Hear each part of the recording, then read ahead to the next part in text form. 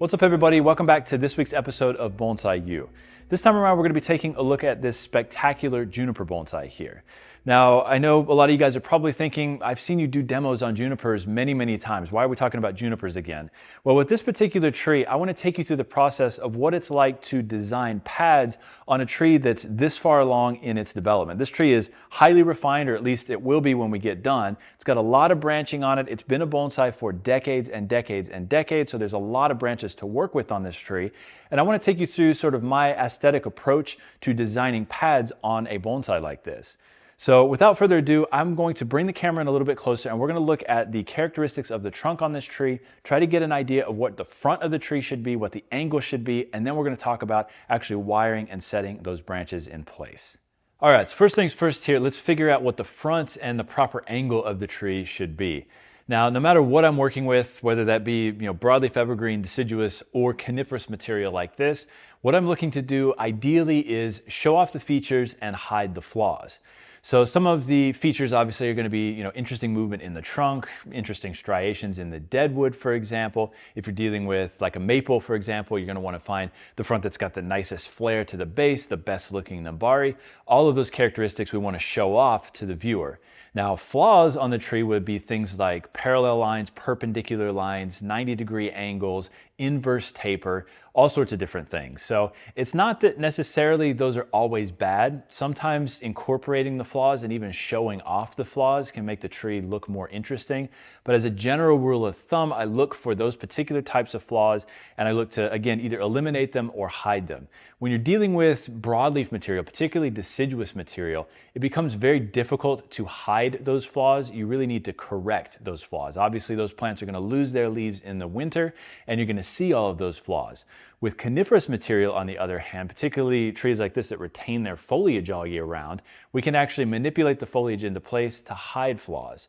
So first and foremost, let's look at the front of this tree right here as it's potted. Just based on the planting angle, I'm going to turn it to the side here. You can see that the tree kind of leans forward just a little bit. We'll flip it to the other side here as well. So you can see it kind of leans forward. That's usually an indicator that this would be the proposed front to the tree.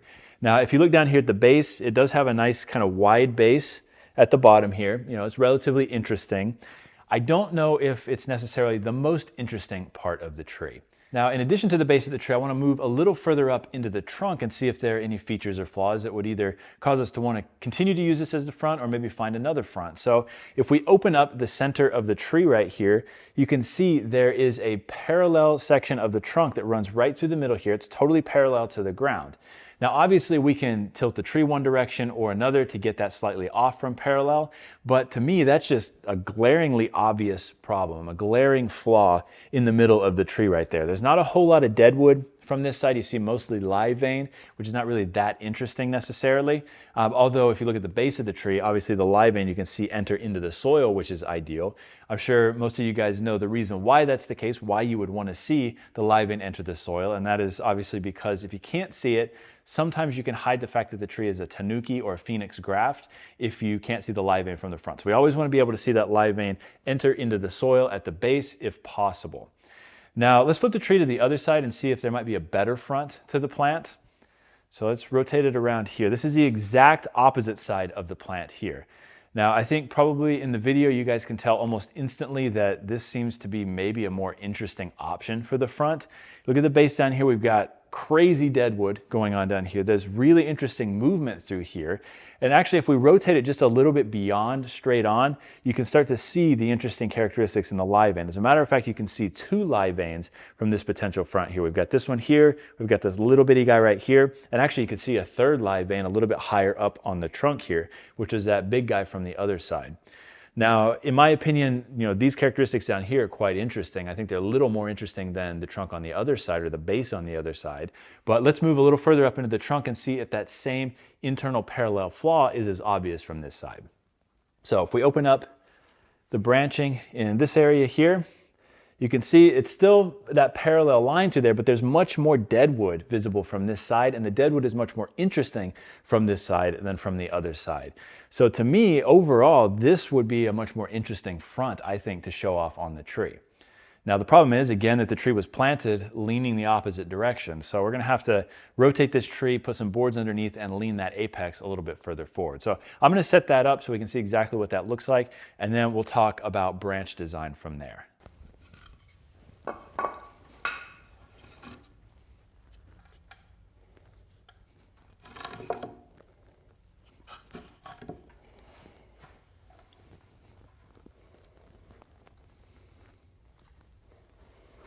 Okay, so I think this is going to be the proper angle for the tree. I've actually just jammed a 2x4 under the back 2 feet here to lift the tree a little bit further forward, bring that apex more towards the front. Now the next step is to start pruning branches that we don't need, and then we'll start the wiring process. So again, we still have that flaw kind of in the middle of the tree right here with this being parallel to the ground.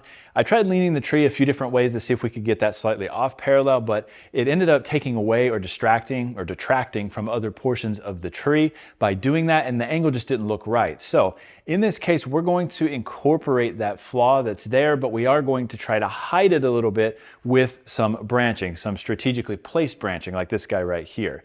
So the other thing I want to consider as we're starting to prune and set branches is, are there other areas of the tree that we want to show off? And I do actually think that there's one major thing that we do want to try to show off, and that's this elbow that's sticking out of the top up here. This is a really unique, interesting characteristic. And as a matter of fact, this tree was likely growing way up higher, and then it was cranked down at some point into this position, because you can see that the deadwood has cracked right here in exactly the spot I would expect it to if it were pulled down by hand by a previous bonsai professional, likely in Japan. So I want to make sure that we show that off as much as possible. Some of that's going to be pruning branches away. A portion of this is going to be actually crushing the apex down a little bit to make that elbow really stand out. And then we're going to have to be very strategic as to exactly where the front of the tree is. 1 to 2 degrees difference rotation one direction or the other will show that off. It'll hide it. It'll show off other areas of the tree or hide other areas of the tree. So we need to keep that in mind as we're setting branches and actually finalizing the design of the tree. So I'm gonna bring the camera in a little bit closer again. We're gonna take a look at how to prune the first directional branch here, how to wire that, and then how to set that. And then we'll apply that to the rest of the tree. Okay, so let's take a look at our directional branch first here and how to prune it and wire it. So if you notice on the inside here, this branch was actually pruned properly over the decades and decades that it's been maintained as a bonsai. So we've got alternating branching, secondary and tertiary branching further back in. Back in this area, it's all set up nicely back here for wiring. So we really don't have to prune any major branches back in this area. Now, if we get further out towards the end, obviously this is just a giant congested mess, and that's what we need to take a look at. How we prune these trees will dictate how much wire we actually have to put on the branch. So I'm going to try to think strategically about what we're cutting off, what we're removing here, what we're pruning back, so that we can put the least amount of wire on this branch to get the best effect out of it.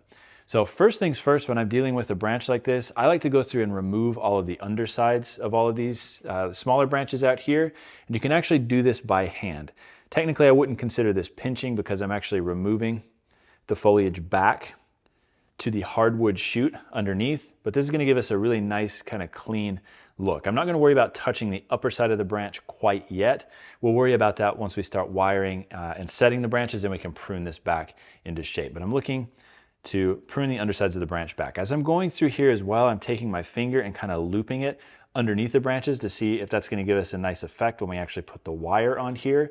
If I feel like it's too heavy or I'm jamming too much foliage up, I might remove a little bit more on the underside. So again, we're going to do that along the bottom side of the whole branch here, but we're also going to do it internally with some of this foliage that's coming from the back side and overlapping here. I want to go ahead and clean the undersides of all of this as well. Now, if you notice as you're pulling that, some of it's a little too stiff to pull off, you can always use your scissors and cut that back as well. That's not a problem at all. But I think one of the things that people leave out when they're preparing a juniper for wiring is that they don't clean this internal foliage as well. They just assume, okay, if I clean the underside here, we wire it, place it, it's gonna look nice and full. But the problem is if you don't clean the undersides of the interior foliage as well, it's gonna look actually jumbled and really messy. Plus, you're not going to get enough light to the interior, and you could potentially see dieback, particularly in the growing season when the tree is really transpiring the following year. So I definitely recommend that you do this type of cleanup across the entire pad and internally within the pad as well. Now, if you come across crotch growth, so say for example, if in this area where the branch splits, we had crotch growth coming out of here, I would typically remove that growth from here. Obviously we don't have it in this case, but I'm just pointing this out as a potential example. So I would typically remove something like that if it were emerging from the crotch here. The only time I would leave crotch growth is if the branch was very long and leggy and all you had for internal growth was the crotch growth. You may want to leave that crotch growth and eventually cut off the overly elongated branching to push that back.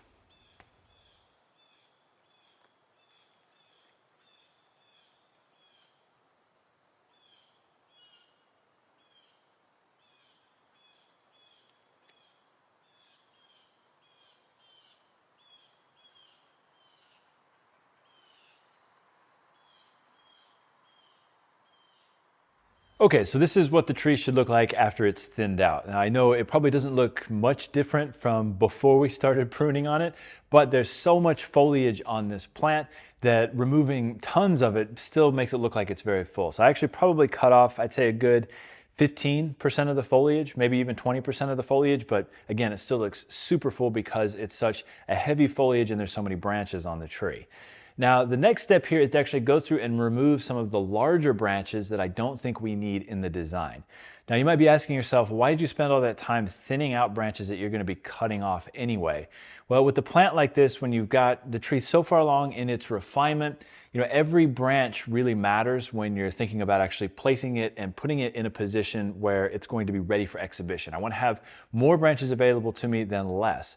So I wanted to go through and thin it out to see the structure of the branches to start with, and then it's easier to make decisions about removing larger branches. If I'm working with a tree that's maybe earlier in development, for example, or if I'm doing kind of an initial styling on a tree, typically I'll know which branches I need to keep, which ones I want to get rid of right from the get-go. I'll go ahead and remove those, wire everything, and place it. But again, with a tree like this, it's so far along in refinement, I want to thin it out, see the structure, and then make those major decisions about what to cut off.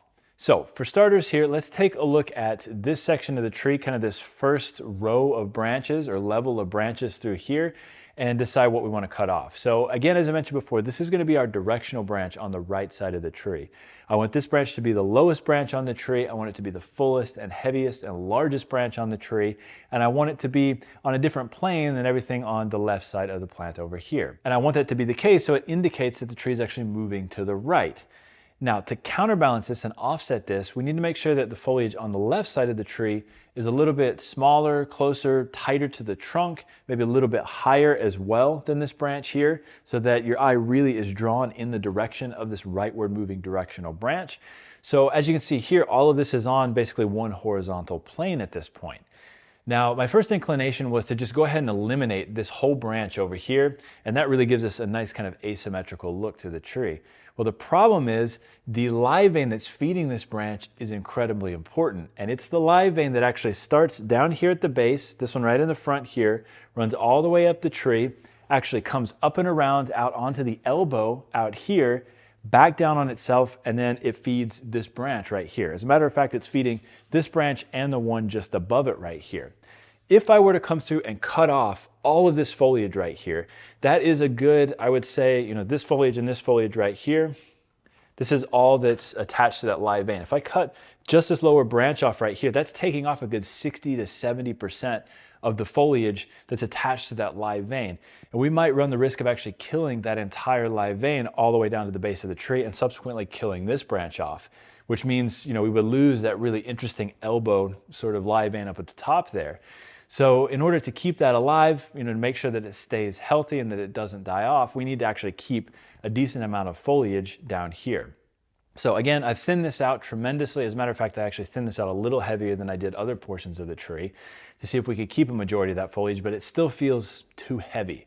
So what I want to do is actually go through here and remove some of this underside foliage down here, some of these larger, thicker branches, and push this back to a little bit smaller pad. I feel comfortable removing, all total off of this, or at least what's left on here, removing another probably 30% of the foliage off of this branch, and I think we'll be absolutely a-okay in terms of the health of this branch, staying healthy, keeping this branch alive, keeping that live vein alive all the way down to the base of the tree. So you got to be extra careful when you're working with junipers, particularly old guys like this that have already established live veins on them.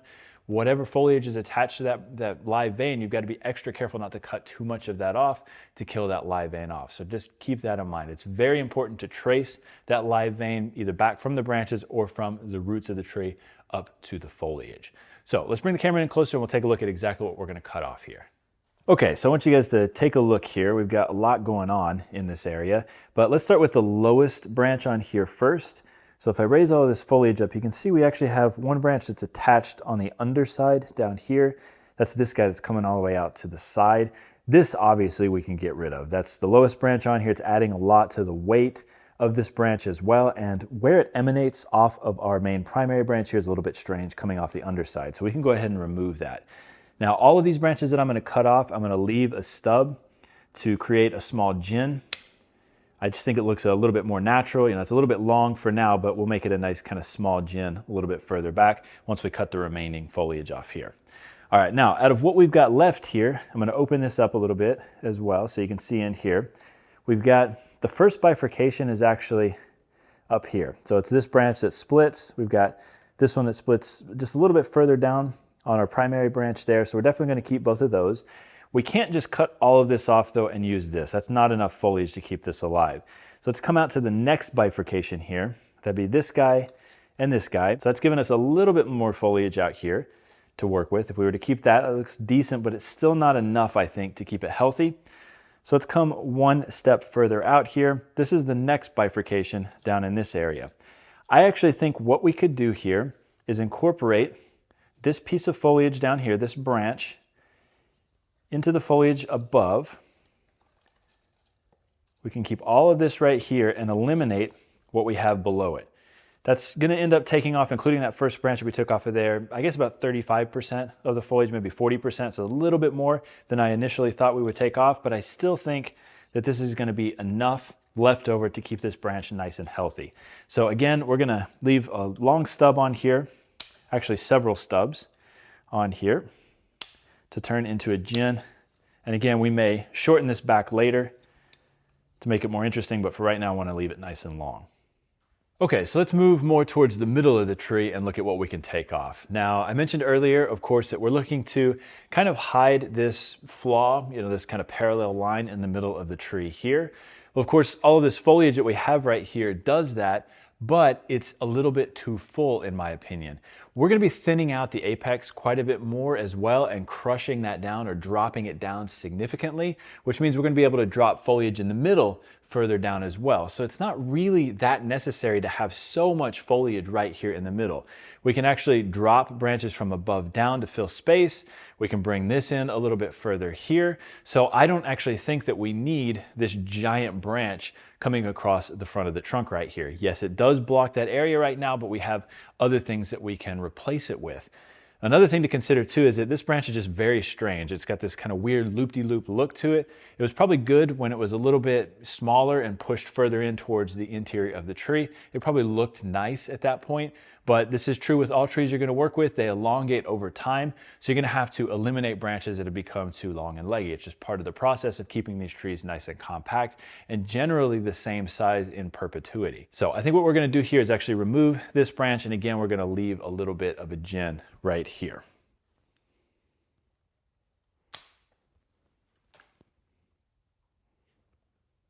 Okay, obviously at this stage, the tree is still a bit unbalanced in terms of the density of the foliage, but we're gonna set that aside for now. We're gonna kind of hold off on pruning anymore. And I actually wanna start working on wiring the directional branch down here. Wiring and setting this is going to dictate how heavy we make the rest of the tree. So again, I haven't cut any of these elongating shoots back up here because, maybe we want to drop one of those down and have it elongate to fill a space in, for example. So we're going to leave, again, all of that to the end, but I'm going to bring the camera in again close and we're going to start detail wiring up our first directional branch. And I'm going to show you exactly how to set pads on a highly refined, very old tree just like this.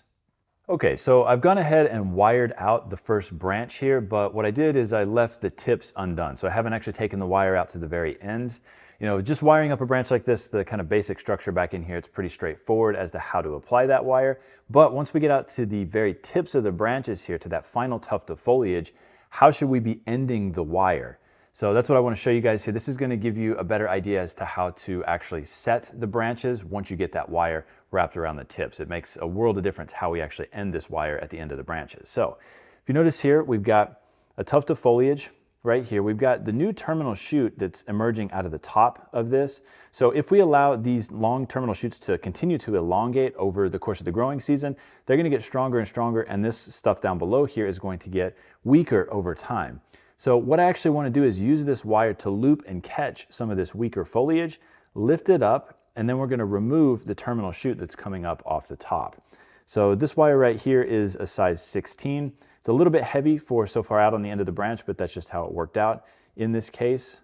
So what we're going to do is loop it around at the end here, and I'm actually going to loop and catch the foliage like this. Now I don't want to smash the foliage together, I just want it to loop, and I want that foliage to sit on that loop. If you smash it together, it looks bad. It just doesn't look nice and soft. It looks very congested if you do it that way. So we do want to loop and catch, just like this. And then we're going to come through and actually cut back this terminal shoot. All right, we've actually got a secondary shoot right here that's a little bit long as well. So it gives us a nice tuft of foliage out here at the end. Now we'll do the same thing over here on this one. We've got the heavier terminal shoot here. We've got the softer growth down below. I want to utilize that softer growth instead of removing that. You know, if we just remove all of this softer growth down here at the bottom, we do still have that strong terminal shoot, but that doesn't give us much foliage to work with. Whereas if we keep the softer foliage, loop and catch that, we keep all of that, and we get to keep a majority of that terminal shoot as well. So it's a lot fuller looking. So again, I'm going to weave the wire in between the foliage here. We're going to come out to the end, loop and catch, cut this back a little bit, and then we're going to shorten up this terminal shoot here. Now I want you to notice I'm not cutting through the foliage, I'm cutting in between the individual pieces of foliage back to the terminal shoot itself or back to the semi-hardwood shoot. That way we're not damaging all the remaining tips on here. I want all of these to remain intact with all the growth hormone intact there, so it'll continue to grow and fill in. So here's another example on this same branch here. You can see we've got a lot of internal foliage here that's kind of sitting on the upward side of the branch. And then down here we've got a smaller, kind of thinner, weaker shoot that's coming off the bottom, but it splits right back in here. Well, it's not necessary to wire every single one of these little pieces up here. You know, it is a lot of foliage volume-wise, but we don't need to put wire on each of those because it's already kind of sitting in the right spot. What I do want to do though is put wire on the underside here of the weaker shoot, just like on the other ones, right? So we're taking this out, we're going to loop again underneath at the end, catch, you know, remove some of the foliage off the bottom here as well. And then when we actually position this, instead of worrying about all of this foliage sitting down here, I'm going to rotate this a little bit in this direction so that this on the interior ends up sitting kind of on top and blending in with the two pieces that we just set prior to this. So if you notice here, this is giving us the volume to the pad. This small tuft that was on the bottom right here is now connecting with the underside of the pad here to give us continuity, and that gives us a really nice full look. So the next step here again is just to prune this back so it kind of tapers from the end going back up towards the interior, gets a little bit fuller. So again, we're going to come through and remove some of the terminal shoots here on each of these. And we're looking to create kind of a consistent, even density across the entire tree to give us a nice balanced look. And again, the further back in we go on the branch, the more volume I want it to have. So that's why I'm leaving these a little bit taller here. So another thing that I want you guys to think about when you're setting the first branch is, at least for me anyway, it's easiest to start with the underside of the branch closest to the trunk.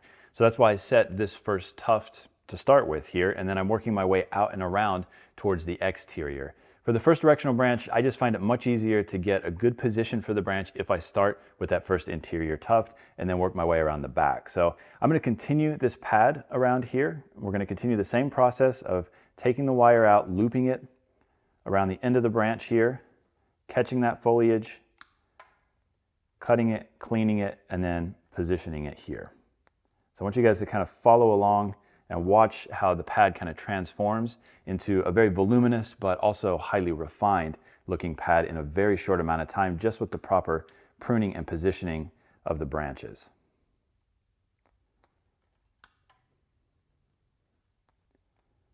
And again, like I mentioned before, I'm pulling the foliage off the bottom of the branches by hand, so it may look like I'm pinching, but technically I wouldn't consider this pinching per se, because again, I am removing that foliage all the way back to the hardwood shoot underneath. So we're still leaving all of the tips intact. All right, so that gives us a really nice kind of clean look through here. Now we need to address all of this internal foliage here that's sticking up too much. It's giving us kind of a messy look. It doesn't look like a nice kind of full continuous pad here. So the way that we correct for that, what I'm gonna do here is take this big tuft of foliage that we have here. I've got one piece or one end of this wired out to the side, got it looped right there. So now what we're gonna do is actually push this more towards the interior and down. And then we're going to overlay this foliage back onto the interior here. So that's going to give us continuity with this branch right here, kind of working towards the interior, and then also that volume towards the center of the branch.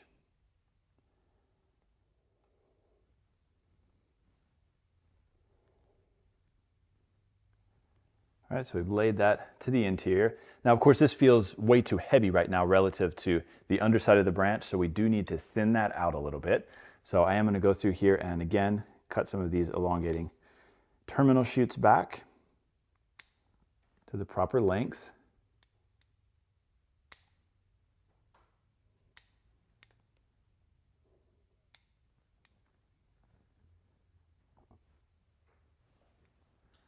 All right, so that gives us a nice, soft, kind of even density across the entire branch there. And then what we can do here is take the next tuft of foliage that's kind of sticking out, and we can fill this gap that we created by moving this branch that was originally here down off to the side and to the interior. So again, this is why it's really key to clean up the interior branches on the underside as well, because we are going to be laying these down. So it's going to give it a much softer, less congested look if we clean those up beforehand.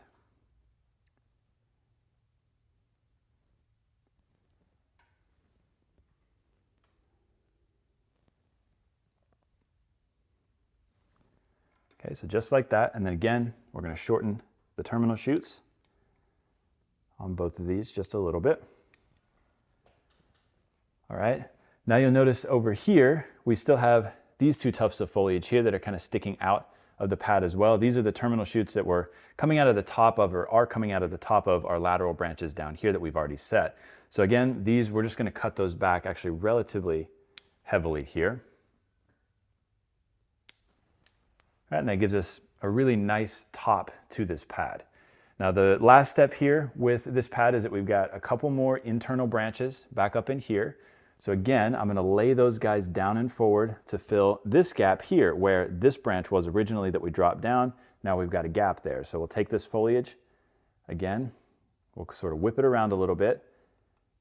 And when I say whip it around, I want you guys to keep in mind that we're not looking to crisscross and weave and overlap too much. We're just taking some stuff from the rear, bringing it forward just a little bit to fill space. Once you start spaghettiing stuff around it, it looks very contrived and it becomes very obvious.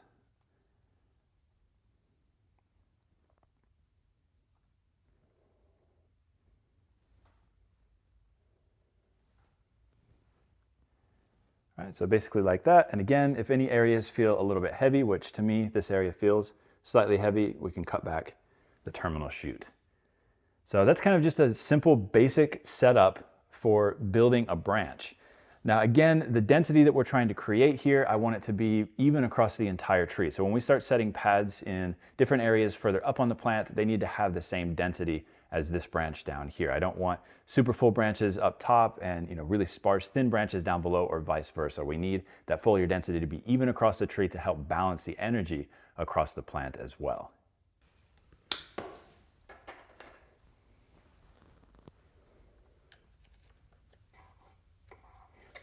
Okay, now that we've got the first directional branch tentatively set in position here, we can start to build that kind of stair-step internal branch a little bit further in towards the interior of the tree here. So this will be quite simple. We have this mass of foliage right here that we can drop down to do that. Now, earlier in this tutorial, obviously we talked about, building this stair step, and typically what I'll do if I have enough foliage on the first branch itself is I'll actually break up that level. So this would be 2 levels here, but because this first directional branch is actually relatively small on this tree and it's actually quite high up, it's higher up than I want it to be on the plant, we can't really do that. So we're going to use that next secondary branch a little bit further up towards the interior to create that stair step look. Now, I should have mentioned earlier that it's not always necessary to stair step up into the interior of the tree. Sometimes these can be flipped around from each other and that gives a really cool effect as well. So don't think that this is kind of paint by numbers and you have to do it exactly this way, but in this case, it works out as we discussed earlier in the tutorial. All right, so the interior here is pretty much set where it needs to be. We'll kind of adjust this a little bit here and prune it up as we go, but same concept as the first branch. We're looking to get a little bit of lift on here, but essentially we want all of this to kind of be consistent in terms of the spacing and density across this entire area here.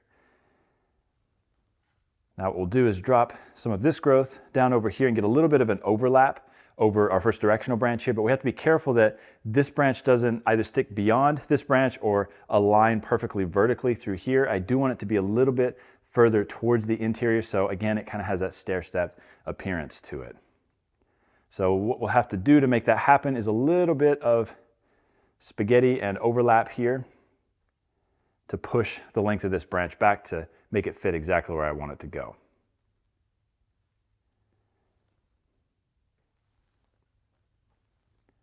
Just like the first branch, we'll overlap some of that growth coming from the interior to give us that 3-dimensional look along the Z-axis here.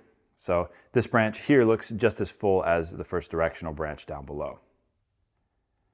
All right, and now we'll go back through and cut off some of these terminal shoots here, just like the first branch, and that should balance this area out nicely here. This is also starting to break up the internal parallel line that we talked about earlier. That's kind of the flaw through here. So once we set some of these branches above into position, it'll make a little bit more sense, but that is starting to break up some of that line there.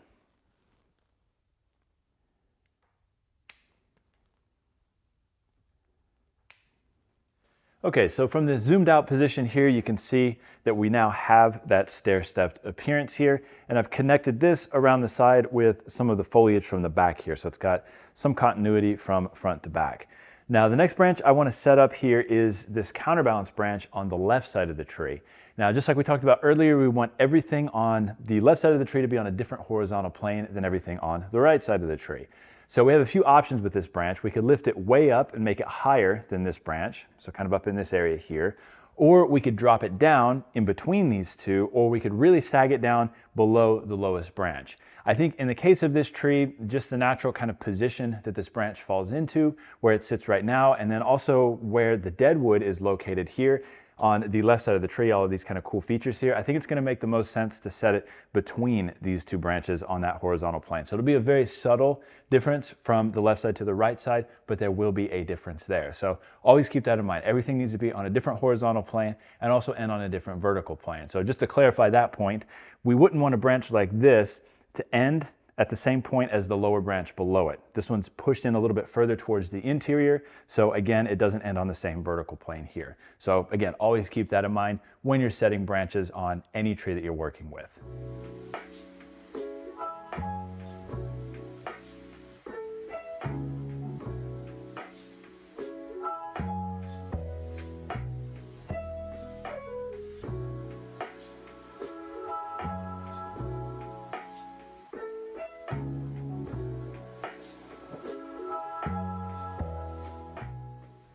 All right, so you can see it's a subtle difference, obviously, between the height of this branch, this one, and this one. This guy on the left side is sitting between these two when you view it from the proper angle. Now, the next set of branches we're gonna set are these guys in the center right here. Again, we're looking to kind of block this area right through here. Now, we've started that process by positioning this branch kind of overlapping around the outside edge of the curve here. This one, I'm not actually gonna drop it down into this area to fully block this. We're essentially just gonna set it right here, but it is going to break up this straight line that's kind of going back in towards the tree, and not necessarily create a picture frame around this, but hopefully draw your eye to some of the other more interesting areas here by kind of framing those areas rather than necessarily covering this up directly here. So sometimes, again, we cover things, sometimes we're able to manipulate foliage to draw your eye in a certain direction, but in any case, it's all slight visual trickery, basically. Pulling your eye towards interesting parts and detracting or distracting you from those less interesting aspects of the tree.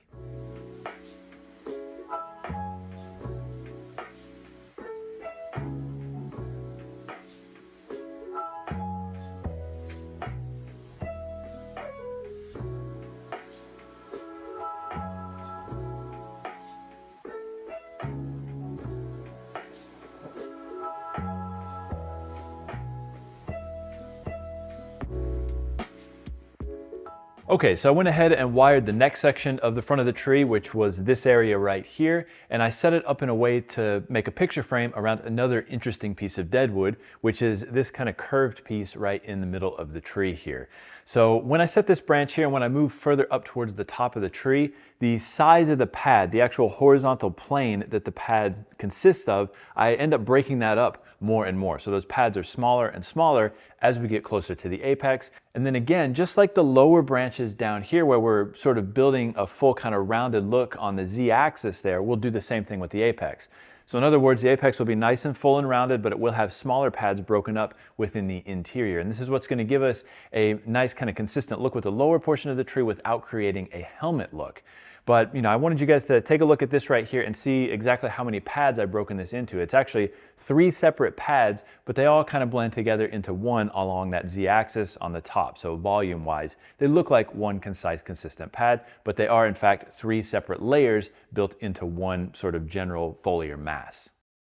All right, another thing I want to point out to you guys here at this stage is the back of the tree. I don't know if any of you guys out there lift weights, a lot of guys in the gym or ladies in the gym, they'll work on the pretty muscles, the biceps, the shoulders, maybe the triceps a little bit too, but you never really hear about people working on their back properly. Well, it's just like working with bonsai. You got to make sure that the back of the tree looks as good as the front of the tree and that you're getting a consistent look across the entire plant.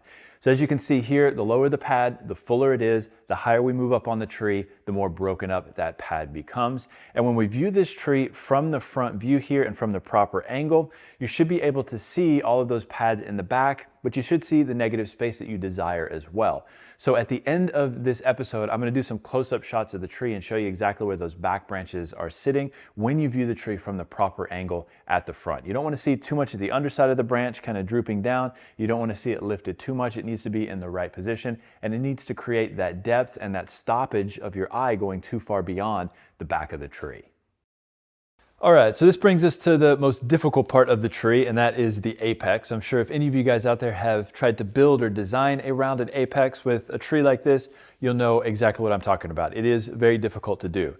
So what I want to do here is explain a little bit as I go, but for the most part, I just want to show you the process of building an apex. So this next section is going to be a little bit stretched out, not a lot of talking. Maybe we'll lay some nice, soft, soothing music over it so you guys can kind of follow along as I build it. I will sort of chime in every once in a while and explain kind of what I've done as we go. But again, for the most part, just sit back, relax, watch how I build this, and then attempt to try it on your trees after we finish this demonstration. This is, to me, probably the best way to learn how to build an apex.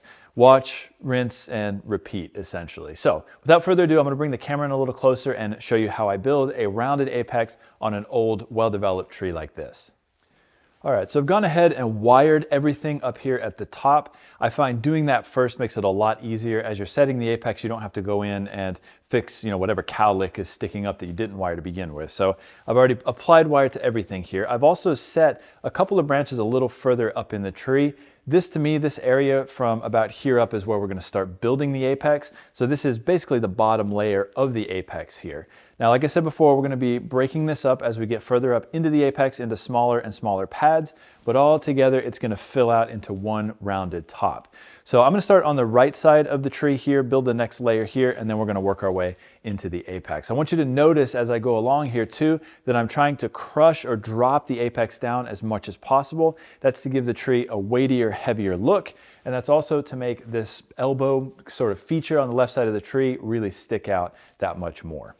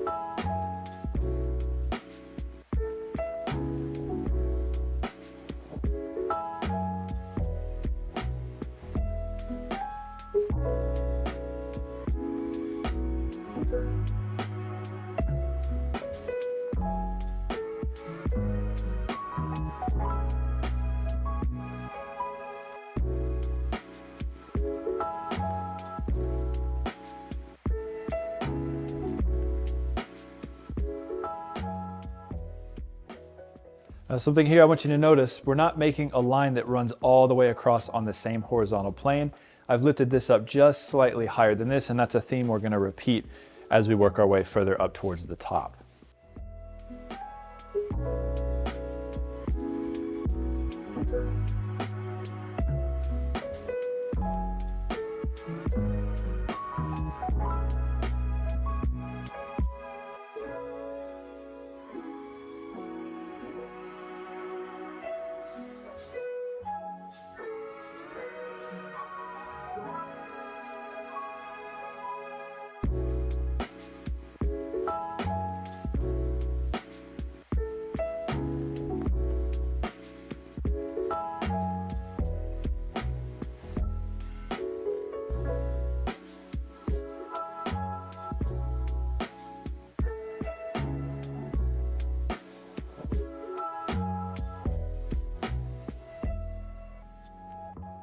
All right, so again, we're just going layer by layer here.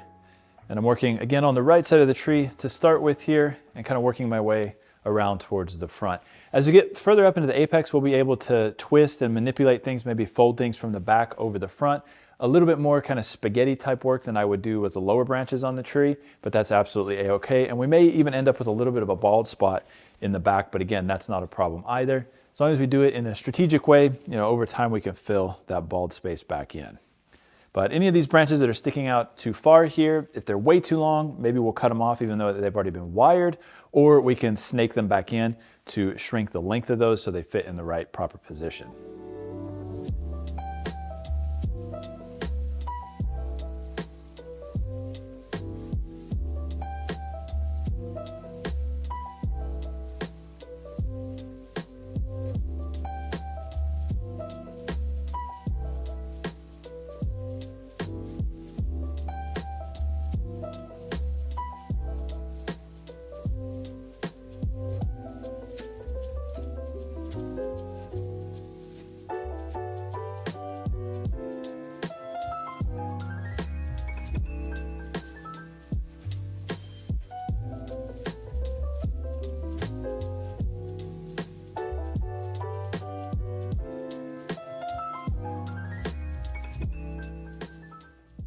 All right, so from the side, we've created a big gap here. Now we'll take this stuff from above, drop that down, spaghetti it back in to push it a little bit further in. So again, we're getting that kind of tapered, rounded look up to the top of the tree here.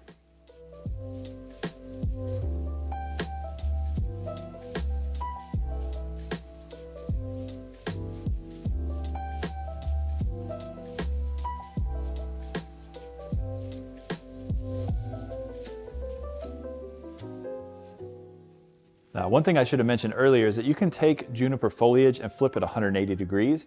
So if a majority of the foliage is on the bottom, you can flip that so it sits on the top, or if it's oriented one direction or the other, say, straight up and down, basically, you can flip it so that most of the foliage is on the top to give you that nice kind of rounded look. That's not going to damage or be detrimental to the branch.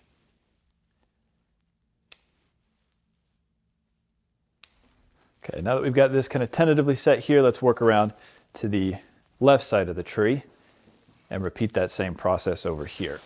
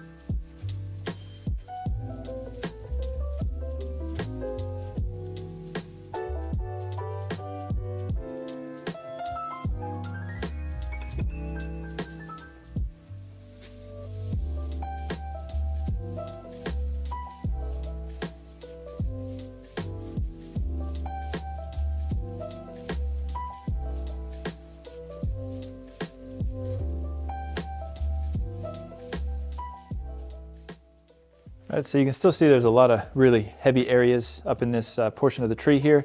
So again, we're just thinning that out to create kind of an even density from the top to the bottom of the tree. I don't want this to be any heavier than the lower branches. If anything, I want the top to be a little bit more thinned out than the lower branches because this is an apically dominant tree here. So the apex is naturally going to be stronger.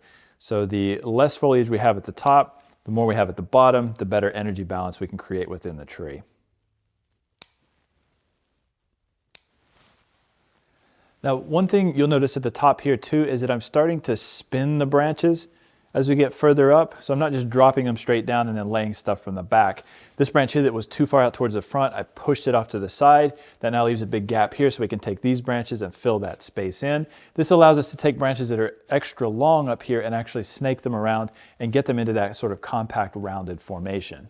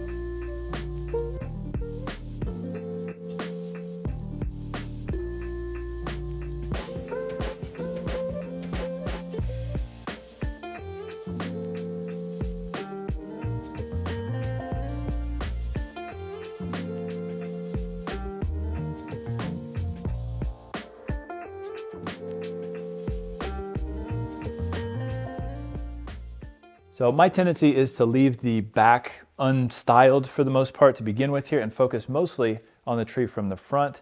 That way we're not ending up with a big mass of foliage back here and then nothing to fill the space in the front. Again, I don't mind having a little bit of a bald spot in the back, but we definitely don't want to have that on the front side. So this is back viewing the tree essentially from the front here. Now we're going to set the final remaining branches here and see what we end up with.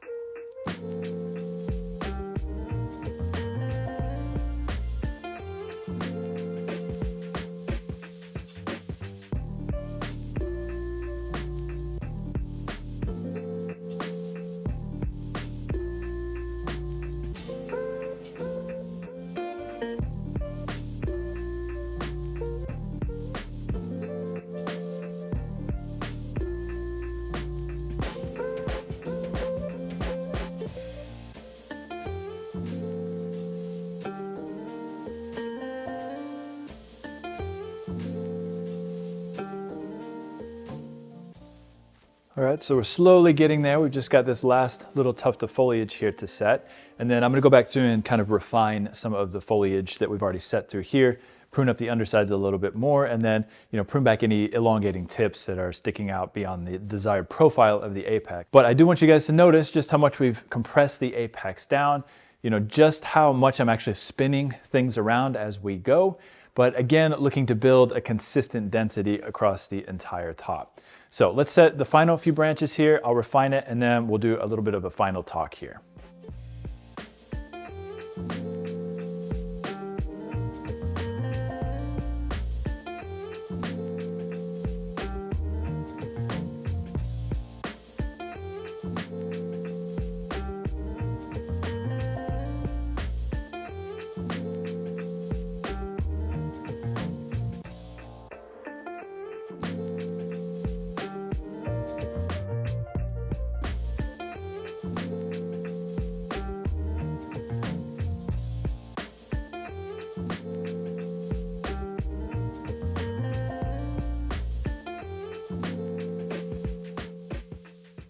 Okay, so here is the final product, or at least the iteration for this particular episode of Bonsai-U. Now I just want to point out a few things about the tree here. So the first directional branch, in my opinion, is a little bit too high up on the tree. I'd like to see it dropped over time as the foliage extends outward. It'll be possible to do that. As it sits right now though, this is the lowest I can get this branch, just because it butts up against some of the dead wood on the interior here, and again, because it's too short. Another thing you guys might notice in the video is that it looks a little bit overly full and congested right in the center of the tree here. In person, it looks completely different. So in the video, it may look like things are a little bit too covered up or too full in the center of the tree. But again, in person, you can actually see a lot of variation and a lot of differentiation amongst the branches. And I thought about actually cutting off some of those branches in the middle here, or thinning this out a little bit more. But all of these branches are very important in terms of blocking some of the less important or less interesting aspects of the tree. Again, that sort of parallel horizontal line across the center, as well as this straight line that shoots back up to the left through the middle of the tree. It's very, very straight through there. So having this foliage strategically placed in those areas does help visually block and break up those portions of the tree. Now, another thing I want you to notice is, of course, that we brought the apex down significantly on the tree. So that made this elbow section over here on the far left of the plant stick out significantly more as well. I've also positioned the tree in exactly the spot that I think shows off the lines of the base of the trunk and that elbow to the best degree. If we shift it a little bit one way or another, you start to see flaws in the base of the tree. Maybe you see the elbow a little bit more, but things that we don't want to show off at the base of the tree start to appear, and vice versa if we rotate the tree the other direction. So, bonsai is all about the fine details. Every little detail counts. And again, a 1 or 2 degree shift in either direction can totally change the look of the tree. Now, the final thing I want to say about this tree is that we're doing all of this work in the winter, which is totally fine. There's not any heavy bending that's been done to this tree. So really, you can do this type of work to your junipers any time of the year. It's when you start getting into things like massive heavy bends where you have to use raffia or split branches that you're going to want to do that at a different time of the year, namely in the fall. And in future episodes of Bonsai-U, we're going to cover all of those techniques in detail. And then the very last thing here is that, because we are in the winter here, this tree will go back out on the bench, but if the temperatures drop below about 25 degrees Fahrenheit, we'll put this tree on the ground just to keep the temperatures a little bit warmer in the pot. And if we get below, say, about 20 degrees Fahrenheit, we may actually put this in our cold frame here. So this coming week, it looks like we're going to be getting down to about 16 degrees Fahrenheit, so we'll probably end up putting it in the cold frame the night before the temperatures drop that low. Okay, I know this was a really long episode. I hope you guys picked up a lot of good tips though throughout it. Even if you're new to bonsai, there's a lot of concepts in here that will be applicable to more basic material that you may be working on in your personal collection. And if you're a little bit more advanced in bonsai, hopefully this information kind of filled some gaps that may have been lacking in your bonsai knowledge thus far. So I want to thank you guys so much for checking out this episode. If you have questions in your mind that you want to go ahead and submit, you can submit them in the box down below and we'll cover those in next week's live Q&A. Or you can wait until next week's live Q&A and send them to me directly at that point. So in either case, I look forward to interacting with you guys next week in the live Q&A, and until then, take care.